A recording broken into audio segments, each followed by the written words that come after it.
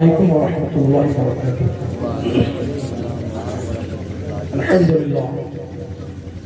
الحمد لله نحمده ونستعينه ونستغفره ونؤمن به ونتوكل عليه ونعوذ بالله من شرور أنفسنا ومن سيئات أعمالنا من يهده الله فلا مضل له ومن يضلل فلا هادي له ونشهد أن لا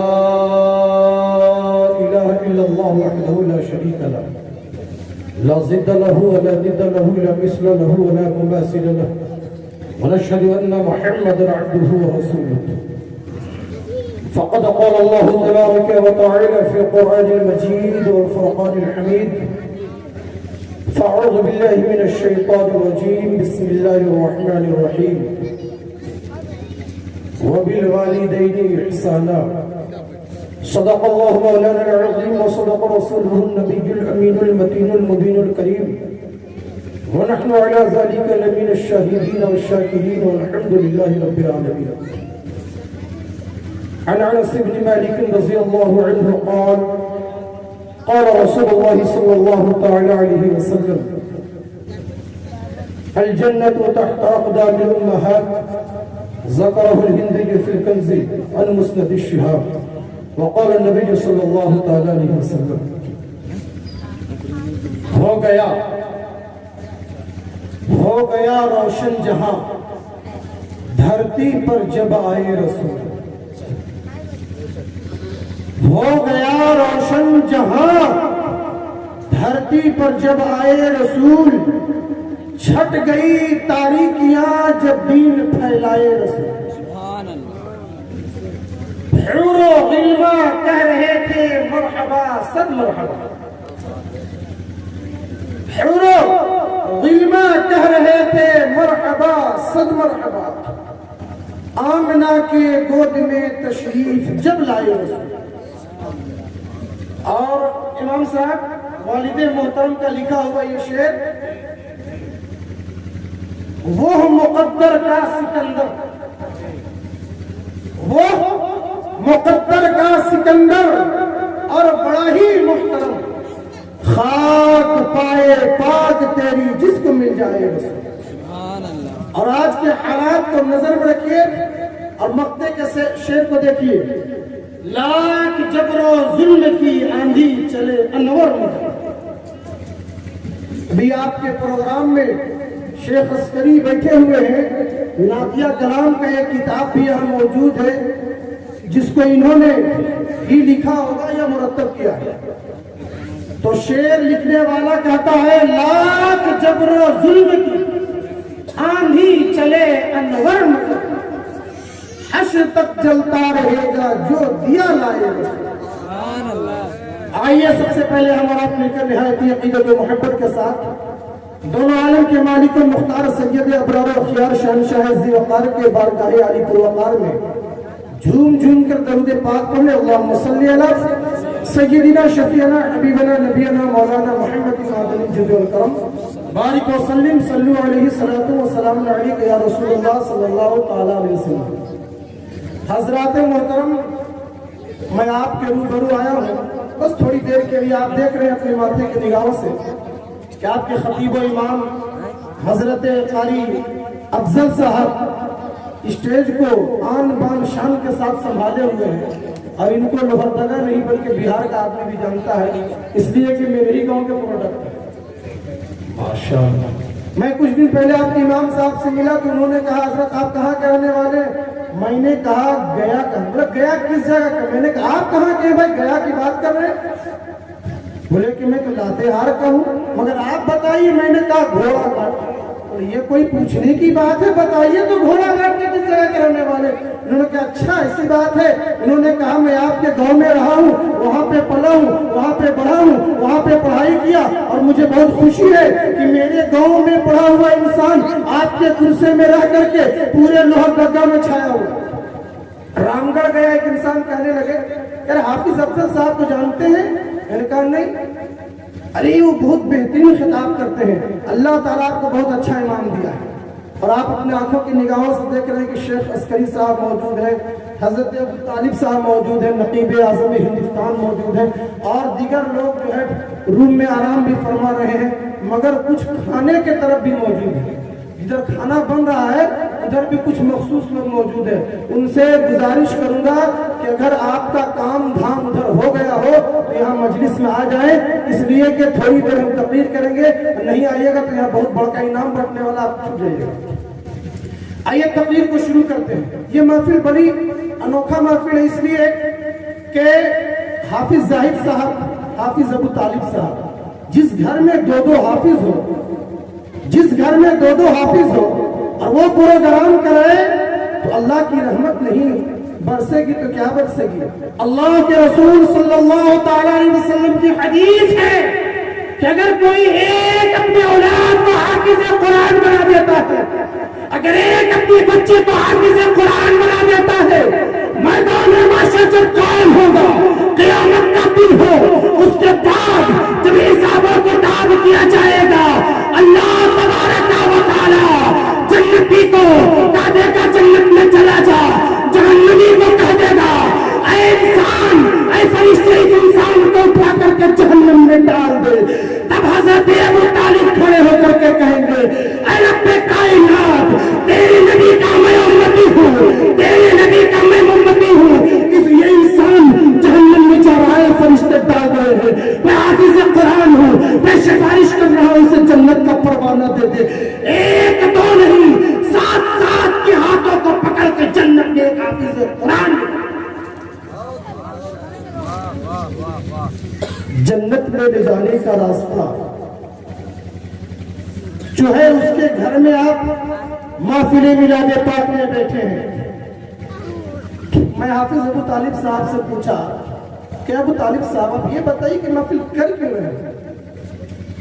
انہوں نے کہا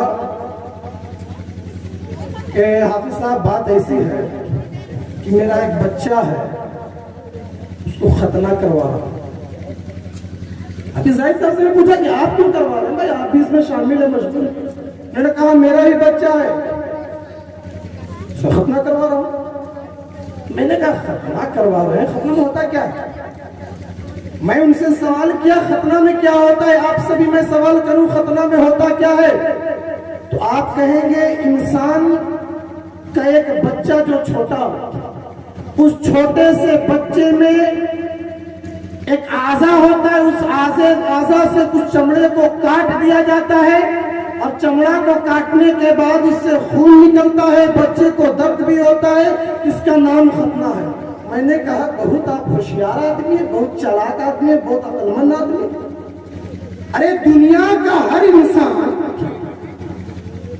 آپ اگر میرے بیٹے کو, آپ کے بیٹے کو, میں یہاں پہ آن بان شان کے ساتھ بیٹھا ہوں, تقریر کر رہا ہوں, میری تقریر کو آپ سن رہے ہیں, اگر آپ کے بیٹے کو بھی ایک تھپڑ لگا دوں تو لاٹھی لے کر کے چلائیے, کہے گا مہمان آئے, اس کے مطلب کیا میرے بیٹے کو آپ ماریے گا؟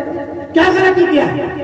میں نے سوال کیا پلٹ کر کے ابو طالب صاحب سے, آپ کتنے بیوقوف انسان ہیں, آپ کو لوگ دانش نہیں سمجھتے ہیں, مگر آپ اپنے بچے کے ایک اعضا کو آپ کٹوا دیتے ہیں. میں نے دوسرے سے بھی سوال کیا, ان کے ماں باپ سے سوال کیا کہ آپ ذرا بتائیے تو صحیح, آپ کے بچے کو ایک ڈاکٹر آئے گا, ایک نیا آئے گا, اور اس کے اعضا کو کاٹ دے گا, وہ تڑپتا رہے گا, روتا رہے گا, اور آپ ہنسیں گے, آپ کے گاؤں والے ہنسیں گے, آپ کے ماں باپ ہنسیں گے, آپ کے اہل رشتے دار ہنسیں گے. ایک نہیں, سب کو آپ نے کھلایا, سب کو پلایا, محفل میلاد پاک کروایا, نذرانہ دیا, یعنی تمام اہتمام کر کے صرف اس لیے کہ آپ کے بچے کو بڑے مجمع میں ایک انسان آیا, آنے کے بعد ایک اعضا کو کاٹ کر کے خون نکال دیا, آپ کا بچہ تڑپ رہا, اپنے بچے کو تڑپا کر کے دوسرے کے پیٹ کو بھر رہے ہیں, دوسرے کے زبان کو ذائقہ دے رہے ہیں, دوسرے کو ہاتھ سے نذرانہ دے رہے ہیں. آپ ذرا بتائیے تو صحیح کہاں سے درست ہے؟ انہوں نے کہا میں سمجھتا تھا حافظ فیضان کی آپ بہت عقل مند ہیں, دانش مند ہیں, مگر آپ حکیم ہو کے بھی سب سے بڑا بیوقوف تو آپ ہی نکلے. میں نے کہا بتائیے تو ذرا کیسے؟ انہوں نے پلٹ کر کے جواب دیا, ذہن کو حاصل کیجئے گا, سنیے گا, پلٹ کر کے جواب دیا کہ اے حافظ فیضان, میں کوئی ایسا ویسا نہیں, میں نبی کا امتی ہوں, میں نبی کا امتی ہوں. نبی کے طریقے کو دیکھ کر کے جب حضرت حسین کربلا میں پورے خاندان کو مٹا سکتے ہیں, تو میں کون سا انسان ہوں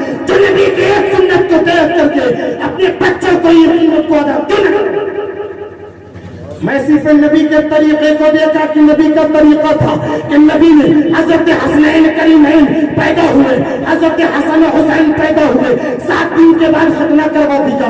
نبی نے ایک آزاد کو کٹوا کر کے کالوا دیا، اے دنیا والو آج حسین کا ایک آزاد آتا جا رہا ہے کہ جب پاری آئے گی مذہب اسلام کو بچانے کے لیے تو یہ حسین پورا کنبہ خاندان ایک سنت کو ادا کرنے کے لیے اتنا اہتمام کیا جا رہا ہے۔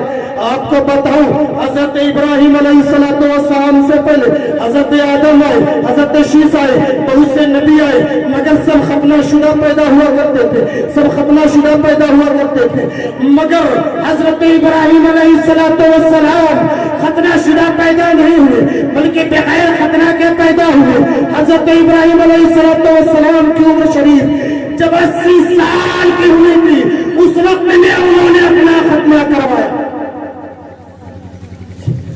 آج تک تو ہم مقرر حضرات سے یہی سنتے ہیں کہ دنیا میں یہ فائدہ ہے، اس کو یہ تکلیف نہیں ہوتی، یہ بیماری نہیں ہوتی، مگر نبی پاک صلی اللہ تعالی علیہ وسلم فرماتے ہیں کہ ختنہ میری سنت ہے اور ہم اور آپ اسے سنت سمجھ کر کے کٹواتے ہیں، مگر افسوس کی بات یہ ہے کہ اپنے بچے جو 2 سال کا ہے، 2.5 سال کا ہے، 1 سال کا ہے، اس کے اعضاء کو کٹوا کر کے اور سنیت کا اعلان کرتے ہیں کہ اہل سنت والجماعت والے بھی ہیں، سنت پہ عمل کرنے والے بھی ہیں، اپنے بچوں کو 2 سال کے عمر میں سنت کا طریقہ بھی دے رہے ہیں، سنت کا طریقہ بھی دے رہے ہیں، مگر افسوس اس بات کی ہے جب اذان فجر ہوتی ہے تو ہم فرض کے لیے نہیں جاتے ہیں، جب اذان ظہر ہوتی ہے تو ہم نماز کے لیے نہیں جاتے ہیں، جب اذان ہوتی ہے اور امام صاحب مؤذن صاحب اعلان کرتے ہیں حی علی الصلاۃ، آؤ نماز کی طرف، حی علی الفلاح، آؤ نماز کی طرف، تو ہم نماز کی طرف نہیں جاتے ہیں۔ یہ کتنی بے انصافی اپنے بچوں کے ساتھ کہ 2 سال کی عمر میں سنت کا طریقہ ہم بتا رہے ہیں، آنے اسلام کو اعلان کر رہے ہیں کہ نبی کی ایک سنت کو بھی مت چھوڑ، مگر ہر دن ہم اس فرضوں کو چھوڑ رہے ہیں، واجبات کو چھوڑ رہے ہیں، نوافل مستحب کو چھوڑ رہے ہیں، ہم تو ایک دم بالکل الگ تھلگ ہو گئے ہیں، مگر خون نکلوا کر کے بچوں کو سنت کا طریقہ بتا رہی ہے۔ اے گرسے کے مسلمانوں، اے گرسے کے مسلمانوں، خود بھی عمل کرو، اپنے خاندان والوں کو بھی عمل کرو۔ اگر آج سے ہم اور آپ اگر تہیہ کر لیں، اگر ہم اور آپ اس بات کا تہیہ کر لیں کہ آج سے فجر نہیں چھوڑیں گے، بچوں کو بھی چھوڑنے نہیں دیں گے، کون سا بچہ ہے جو ختنہ کے لیے سامنے آ جاتا ہے؟ کوئی نہیں ہے، مگر ہم پکڑ کر کے ختنہ کرواتے ہیں، اس لیے کہ میرے نبی کی سنت ہے۔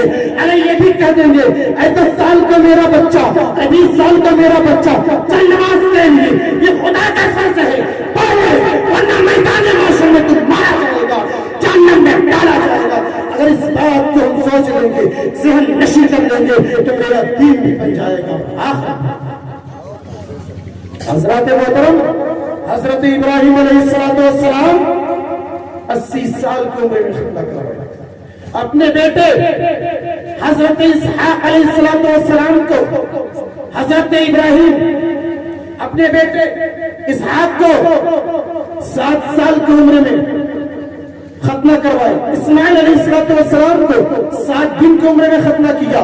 مستحب طریقہ یہ ہے کہ 7 سال سے لے کر کے 12 سال کی عمر میں کے بیچ میں ختنہ کروایا جائے، مگر نبی پاک عالم صلی اللہ تعالی علیہ وسلم نے 7 دن کی عمر میں حسنین کریمین کو ختنہ کروایا اور لوگوں کو بتایا اے انسان جب تمہارا بچہ پیدا ہو جائے تو اسے 7 دن میں ختنہ کروا دو، جتنا جلد ختنہ کرواؤ گے، جتنا جلد ختنہ کرواؤ گے اتنا زیادہ بہتر طریقہ ہے۔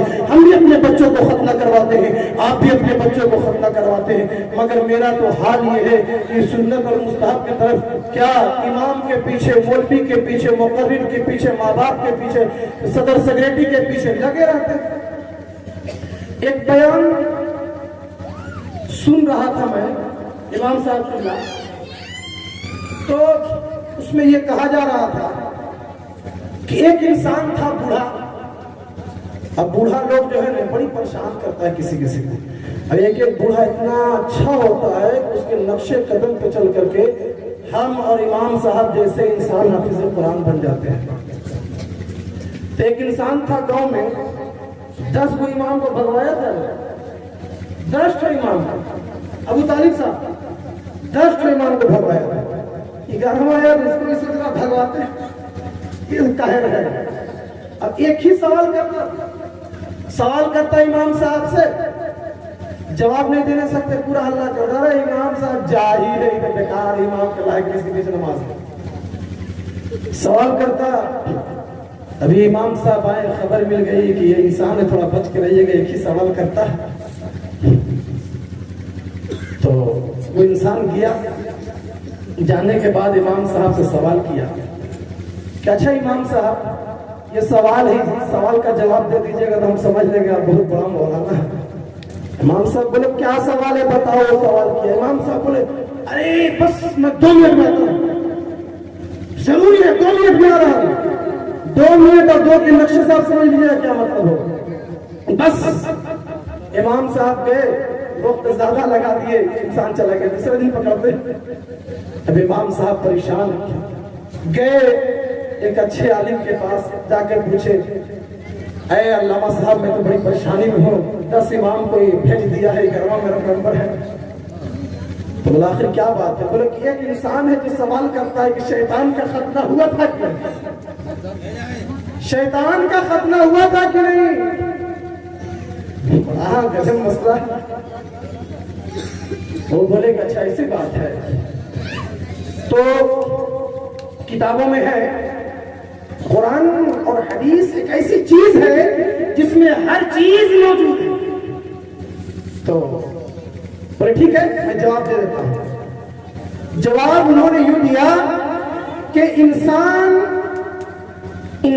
جو ہوتا ہے ختنہ صرف انسانوں کا ہوتا ہے یعنی انس کا ہوتا ہے اور شیطان چونکہ انس میں سے نہیں ہے وہ جو شیطان ہے وہ مٹی سے نہیں بنا شیطان جنات میں سے جنات آگ سے بنا ہے اور یہ جو انسان ہے یہ انس ہے یہ مٹی سے بنا اور جنات کا جو معاملہ ہے اسے ختنہ نہیں ہوتا بلکہ جنات کے ایک پہلو میں مرد کی صفت پائی جاتی ہے دوسرے پہلو میں عورت کی صفت پائی جاتی ہے جب دونوں رگڑا جاتا ہے تو اسے ذریت نکلتا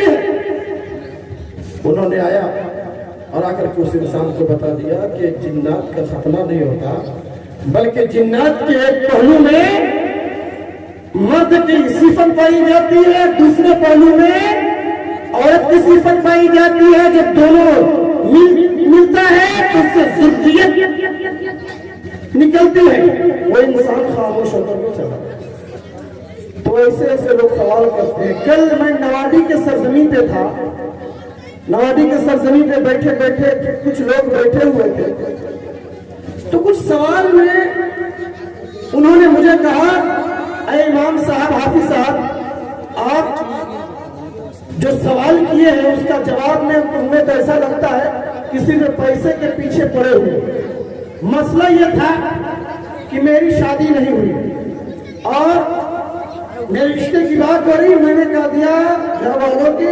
گھر والوں کو کہ ایسی لڑکی چاہیے یعنی پڑھی لکھی لڑکی چاہیے بھائی جو عالمہ ہو اچھی پڑھی لکھی انہوں نے کہا دیا کہ مدرسہ میں پڑھوانے کے چکر میں آپ ایسا کر دیں صرف پیسے کے پیچھے پڑے ہوئے ہیں کہ عالمہ بیوی آئے گی تو مدرسہ میں پڑھائے گی آپ بھی پڑھا کے 8-10,000 کمائیے گا وہی پڑھا کے 8-10,000 کمائیے گی خالی پیسہ پیسہ پیسہ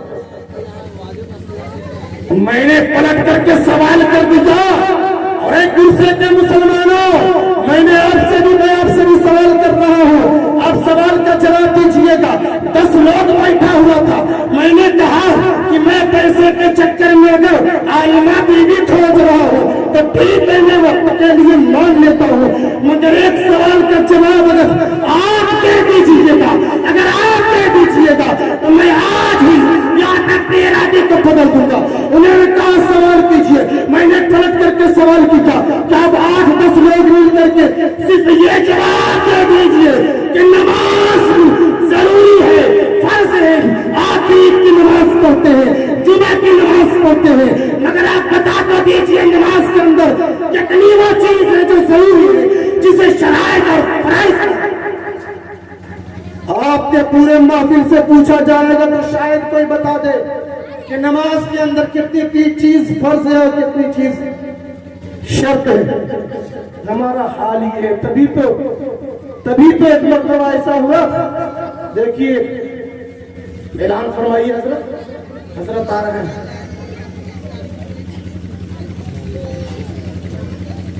نعرہ تکبیر، نعرہ رسالت، نعرہ رسالت. حضرت علامہ مولانا اجمل حسین برکاتی صاحب قبلہ. سبحان اللہ، ماشاء اللہ. دیکھیے آپ کے سامنے حضرت مولانا اجمل حسین صاحب ہزاری باغ بھی تشریف لے آئے ہیں. بس میری تقریر 5 منٹ اور مجھے وقت دے دیا گیا تھا. تو ایک مرتبہ میں ایک جگہ گیا تو وہاں بھی میں ہم لوگ کو مدرس آدمی ہے جا کر کے انسان سے اچھا خاصا انسان سے سوال کیا. اچھا آپ بتائیے تو عید کی نماز پڑھنے جا رہے ہیں، شیروانی 10,000، آپ کا جوتا 5,000، ہم کو لگتا ہے گنجی بھی 200-300 سے کم کا نہیں ہوگا. اور میں نے کہا گھڑی کتنے کی؟ تو انہوں نے کہا گھڑی مفت کا حضرت سسرال سے ملا ہے. میں نے کہا تو بہت اچھی بات ہے، 10,000 کا شوٹ بوٹ آپ پہنے ہوئے ہیں مگر 5 روپیہ کا ٹوپی پہن کے آپ کہاں جا رہے ہیں؟ انہوں نے کہا فخر کے ساتھ میں یہ شوٹ بوٹ پہن کر کے اور 5 روپیہ کا ٹوپی پہن کر کے عیدگاہ جا رہا ہوں. میں نے کہا ہے؟ بولا آپ کو نہیں معلوم ہے آج ہی عید کا دن ہے، نماز پڑھنے جا رہا ہوں. میں نے کہا اچھا ٹھیک ہے نماز پڑھنے جا رہے ہو تو تھوڑا سا ایک مسئلہ ہے اس کو حل کر دو. بولے کیا؟ نماز پڑھنے جا رہے بھائی تو نماز کی نیت تو ہوگا نا، بغیر نیت کی نماز پڑھو گے؟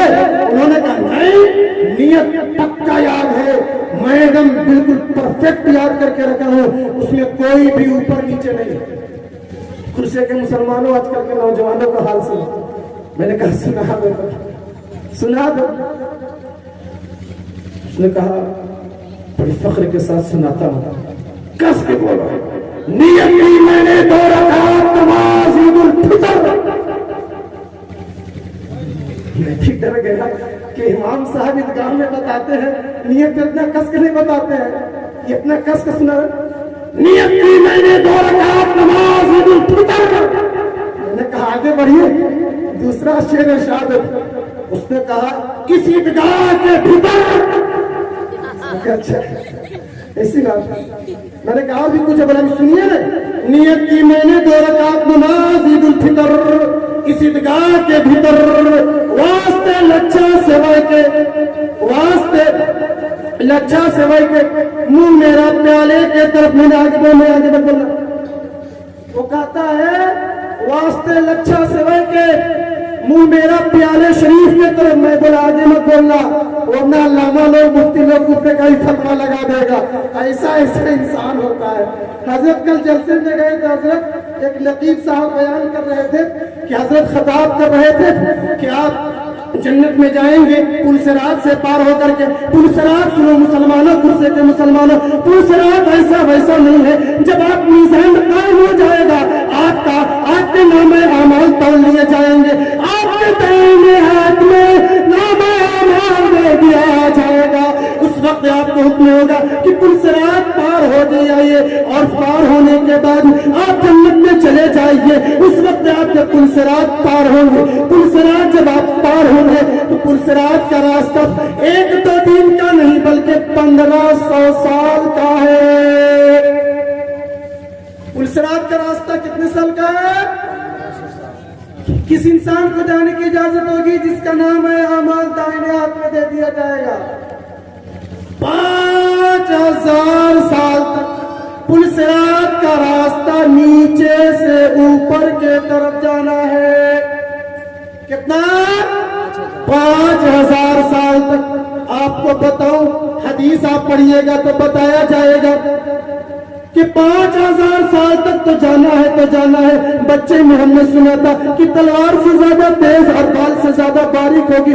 ایسے بات نہیں ہے، یہ تو عام مسئلہ ہے، وہ تو ہوگی ہی. وہ پل صراط جو ہے وہ 5000 سال تک اوپر، پھر 5000 سال تک ایسے، پھر 5000 سال تک نیچے. بس اپنی تقریر میں 2-3 منٹ میں ختم کرتا ہوں.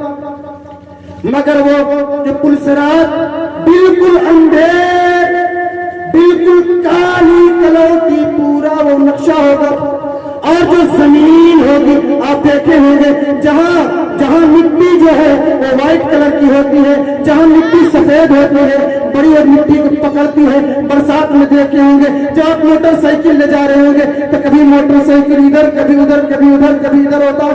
ऐसा ही पुलसरात होगा कि लिफ्ट पे जब चलेंगे तो पूरा पुलसरात ऐसे ही लगा होगा, और रात की अंधेरी बिल्कुल काली कलौटी होगी। 5000 साल तक ऊपर, फिर 5000 साल तक नीचे, फिर 5000 साल तक नीचे को जाएंगे, तब आप जाकर के जन्नत में पहुंचेंगे। जब जन्नत में पहुंचेंगे उससे पहले पुरसलात के नीचे खाई और वही जहन्नम। ये मामला है।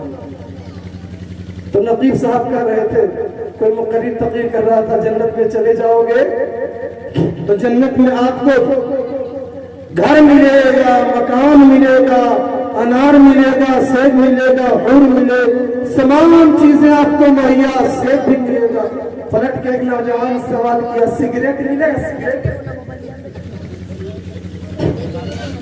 सिगरेट मिलेगा?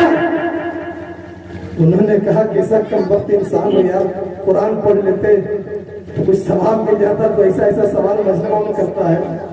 मैं अपनी तकरीर को खत्म कर देता हूँ, आगे नहीं बोलूंगा, वरना उलमाए किराम बैठे हुए हैं, अभी पे कोई फतवा लग गया तो दिक्कत हो जाएगा। अल्लाह तबारक व तआला से दुआ करते हैं, अल्लाह तबारक व तआला करने से ज्यादा अमल करने की तौफीक अता फरमाए।